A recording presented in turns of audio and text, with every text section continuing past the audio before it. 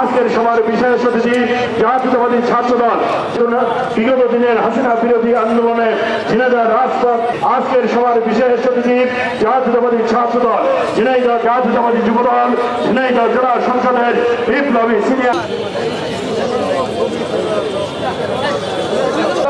বাংলাদেশের সবচেয়ে আহ্বান জেলা যুবদল এবং ইউনিয়ন থেকে আগত যুবদলের সূর্য সচিব ভাইরা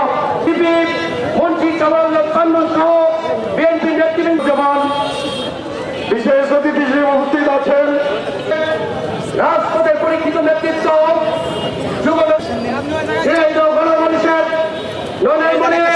রাজনীতি করতে থাকি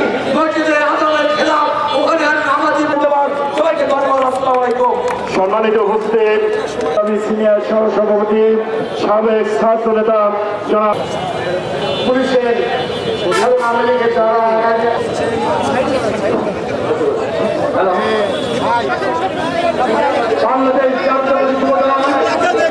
আমার যুবদলের এই নেতৃবৃন্দ বারংবার কারাবরণ করেছেন, পালিয়ে ফেলেছেন, নির্যাতিত হয়েছেন, বাড়ি ঘর ছাড়তে বাধ্য হয়েছেন, কিন্তু সংগ্রাম থেকে পিছিয়ে আসেন।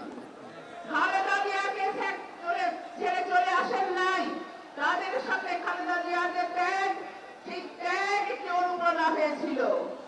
আজকে আমরা এই হাসিনা বিরোধী সংগ্রামে আমরা জয় লাভ করেছি শুধুমাত্র আমাদের নৈতিক শক্তির বলে।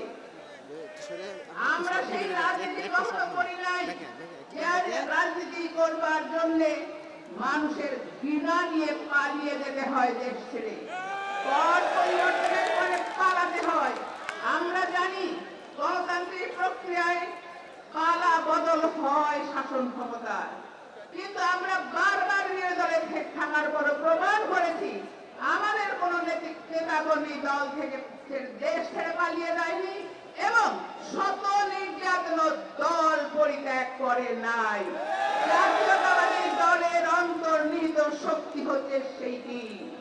এই শক্তি আমাদেরকে আগামীতে এই গণতন্ত্র প্রতিষ্ঠাকে স্থায়ী করবার যে লক্ষ্য, আগামী সংসদ নির্বাচন, যে নির্বাচনের জন্য ভোটের অধিকার ফিরে পাওয়ার জন্য আমরা লড়াই করেছি দীর্ঘদিন।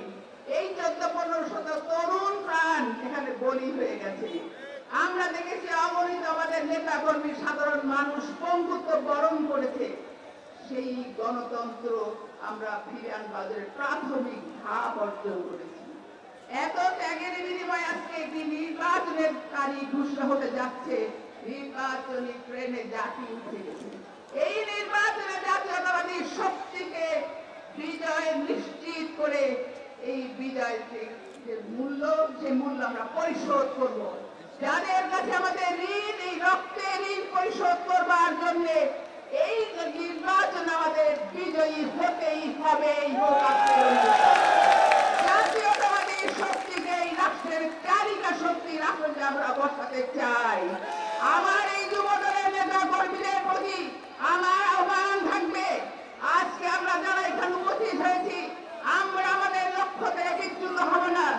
আগামীতে নির্বাচন ফেব্রুয়ারি মাসে, সেই নির্বাচনে জাতীয়তাবাদী শক্তিকে জয়ী করে জনাব তারেক রহমানকে আমরা দেশের প্রধানমন্ত্রী বানাবো।